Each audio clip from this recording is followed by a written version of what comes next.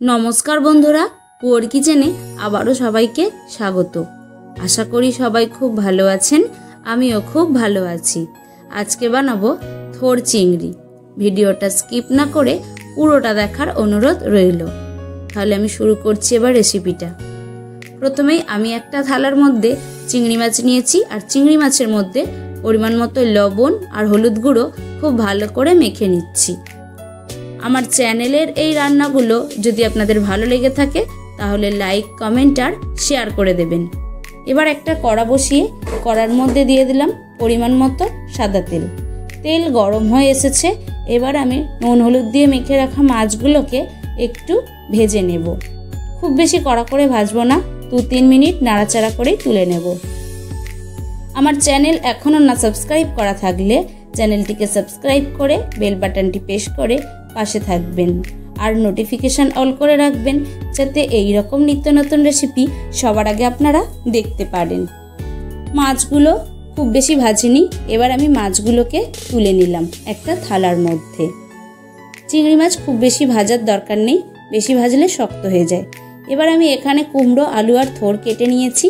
এবার এই মাছ ভাজার তেলে ফোড়নে দিয়ে দিলাম 5 ফোড়ন, আর দিয়ে দিচ্ছি তেজপাতা আর শুকনো লঙ্কা দিয়ে আমি ফোড়নটাকে একটু 2-3 মিনিট নাড়াচাড়া করে নেব।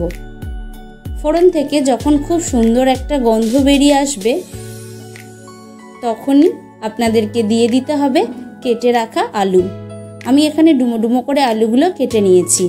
আলুটাকেও 4-5 মিনিট একটু ভাজা ভাজা করে নেব।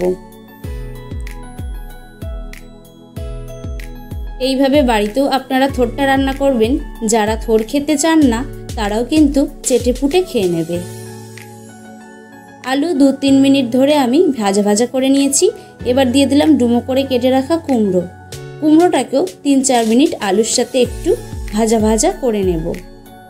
আর বাড়িতে অবশ্যই আপনারা এইভাবে একবার থোর দিয়ে চিংড়ি মাছটা রান্না করবেন। ছোট থেকে বড় সবাইয়েরই খুবই পছন্দ হবে। আলু কুমড়ো ভাজা হয়ে গেছে। খুব ভালো করেই আমি আলু কুমড়োটাকে ভেজে নিয়েছি। এবার আমি ছোট ছোট করে কেটে রাখা থোরটাও দিয়ে দিচ্ছি।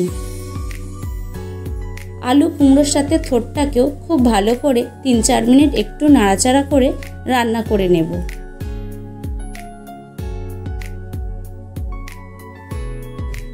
এবার আমি একটা চাপা ঢাকা দিয়ে থোরটাকে একটু নরম হতে দেব। কিছুক্ষণ পর ফিরে এলাম। দেখুন থোরটা এখন অনেকটাই নরম হয়ে গেছে, আর থোরের পরিমাণটা অনেকটাই কমে গেছে। আমি আবারও একটু খুব ভালো করে সব কিছু একটু নাড়াচাড়া করে নিচ্ছি। ভিডিওটা কেমন লাগলো কমেন্ট করে জানাবেন। এবার আমি কিছু মশলা দেব। তার জন্য দিলাম 1/2 চামচ জিরে বাটা আর 1/2 চামচ আদা বাটা, আর দিয়ে দেবো স্বাদ অনুসারে লবণ, আর দিয়ে দেবো কালারের জন্য হলুদের গুঁড়ো, আর অল্প একটু লঙ্কা গুঁড়ো দেব। দিয়ে এবার এই সবকটি মশলা খুব ভালো করে একটু নাড়াচাড়া করে রান্না করে নেব। আর এই থোর খাওয়া কিন্তু শরীরের পক্ষে খুবই উপকারী, তাই বাড়িতে অবশ্যই আপনারাও এইভাবে থোর রান্না করে খাবেন। মশলা খুব ভালো করে কষে নিয়েছি। আমি এবার এই মশলার মধ্যে অল্প একটু জল দিয়ে আবারও মশলাটাকে খুব সুন্দর করে কষে নেব। ভিডিওটা যদি খুব বেশি ভালো লেগে থাকে তাহলে আপনাদের আত্মীয় পরিজন বা বন্ধুদেরকে শেয়ার করে দেবেন। খুব ভালো করে মশলা আমি কষে নিয়েছি। আর এখানে কিন্তু থোর, আলু, কুমড়ো সবের পরিমাণ একদম সমানই আমি দিয়েছি। এবার দিয়ে দিলাম পরিমাণ মতো জল। পরিমাণ মতো জল দিয়ে আবারও আমি এই থোরটাকে একটু নাড়াচাড়া করে নেব। নাড়াচাড়া করে খুব ভালো করে মিশিয়ে দিলাম। এবার আবারও আমি চাপা ঢাকা দিয়ে থোরটাকে একটু সেদ্ধ করে নেব। কিছুক্ষণ পর ফিরে এলাম। দেখুন থোর খুব সুন্দরভাবে ফুটে উঠেছে।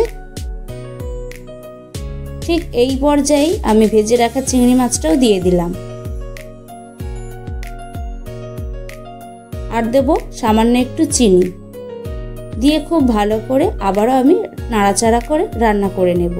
আর থোড় বা মোচাতে একটু চিনি দিলে টেস্টটা কিন্তু খুবই ভালো আসে, আপনারা চাইলে নাও দিতে পারেন। আবারও আমি চাপা ঢাকা দিয়ে থোড়টাকে খুব ভালো করে রান্না করে নেব। কিছুক্ষণ পর দেখুন থোড় খুব সুন্দরভাবে রান্না হয়ে গেছে আর থোড়ের জলটাও এখন অনেকটা পরিমাণেই কমে গেছে। আমি খুন্তি দিয়ে খুব ভালো করে আবারও নাড়াচাড়া করে দিলাম। এবার একটা ডালঘাটা দিয়ে খুব ভালো করে এই থোড়টাকে একটু এইভাবে ম্যাশ করে নিতে হবে। এইভাবে ম্যাশ করে নিলে তখনই থোড়টা কিন্তু খেতে ভালো লাগবে। খুব ভালো করে ম্যাশ করে নিয়ে নাড়াচাড়া করে নামিয়ে নিলেই এই থোড় চিংড়ি একদমই রেডি হয়ে যাবে। ভিডিওটা শেষ পর্যন্ত দেখার জন্য অসংখ্য ধন্যবাদ। আজ এখানেই শেষ করছি, দেখা হচ্ছে অন্য কোনো ভিডিওতে। ভালো থাকবেন, সুস্থ থাকবেন আর পুয়ার কিচেনের সাথেই থাকবেন।